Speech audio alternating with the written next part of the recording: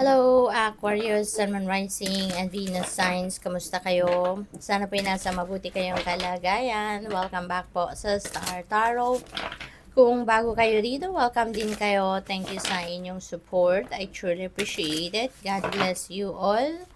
Pauna mensahe po ni Aquarius, prosperity. Napakaganda naman, Aquarius, na magandang biyayang parating ito sa inyo. Prosperity and abundance coming your way. Kung ano yung magagandang ganap sa buhay ninyo, magmumultiply pa yan.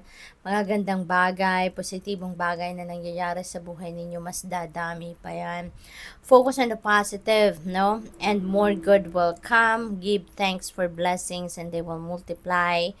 Prosperity begins in the mind. Napakagandang mensahe ito para sa iyo, no? So matuto tayong magpasalamat, project positive attitude, no? Lagi positivity lang ang pairali natin sa buhay natin. At kung ano mga biyayan dumadating na wag nating kaligtaang magpasalamat regardless of the quantity, regardless kung maliit or malaking bagay man yan, that is a blessing. Ipagpasalamat natin yan because the more na nagpo-project tayo ng gratitude, no, the more na mas bibigyan tayo or papadalahan tayo na mas marami pang blessing, mas marami pang prosperity and abundance sa buhay natin. So, what else? We have reconciliation. Ayan. So, panahon talaga ng pagmamahalan sa ngayon because it's Christmas season. Kaya may mga reconciliation. Merong mga pagbabate. Merong mending and healing of wounds, no, sa puso.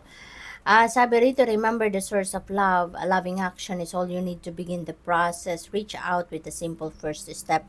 Siguro, karamihan sa inyo sa ngayon, Aquarius, kayo dito yung magpapakumbaba. Kayo rito yung mag-act as the bigger person. Kayo ngayon ang lalapit, no, sa kung sino man ang, even though siguro kayo na ang nasaktan, pero mas gusto ninyo na wala nang away, wala nang hindi pagkakaintindihan with someone, kaya maaring kayo dito ang mag-act as a bigger person and you are going to initiate that reconciliation. Maaring kayo pa rito yung lalapit at kayo magpapakumbaba para na magkabati kayo, magkaayos kayo ng kung sino man, no? Sanctuary, embrace the need for solitude. Maybe kailangan ninyo ngayon na mag-spend time by yourself, spend time alone, mag-me time kayo, alone time kayo. This is what you need right now, so that you can renew yourself, no? So that you can thrive, you know. Maaaring kailangan ninyo ngayon na magnilay-nilay, magmuni-muni, you know. You need to go deep within you, okay? Para yung bang maano ninyo, you can tap into your soul, connect with yourself, connect with your heart, no? Parang yun ang kailangan ninyo sa ngayon. And maybe that is what you are also seeking, no, at this time. We have creation.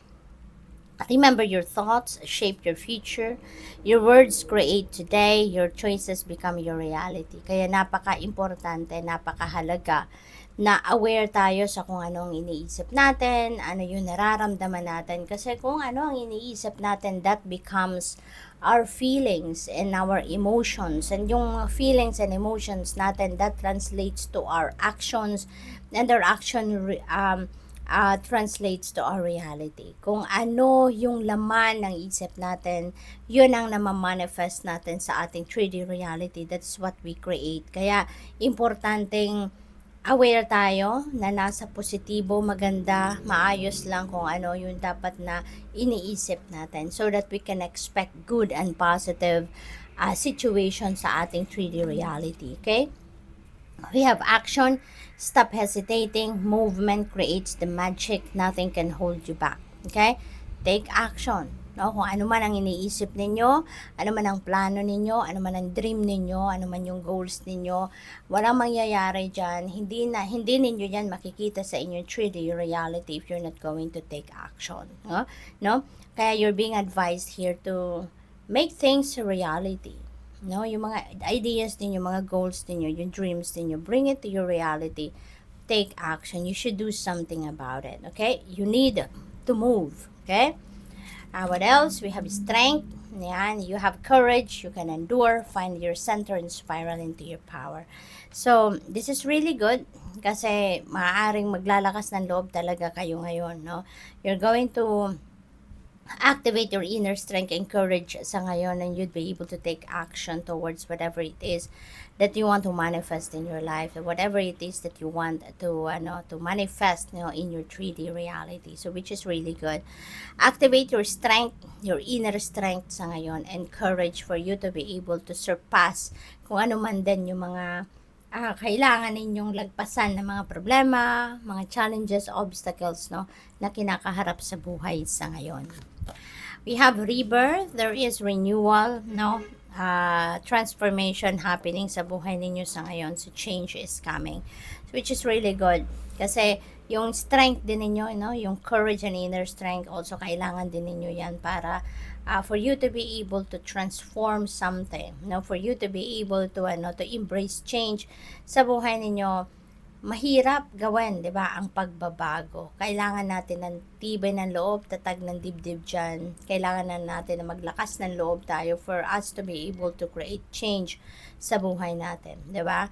And in this case, 'di ba, you are going to to change something sa buhay ninyo. You're going to rise from the past, rise above your situation dito, lalo-lalo na kung meron kang pinagdadaanan mga problema, pinagdadaanan mga challenges sa buhay, malalagpasan ninyo yan. Tatagan nyo lang ang inyong loob.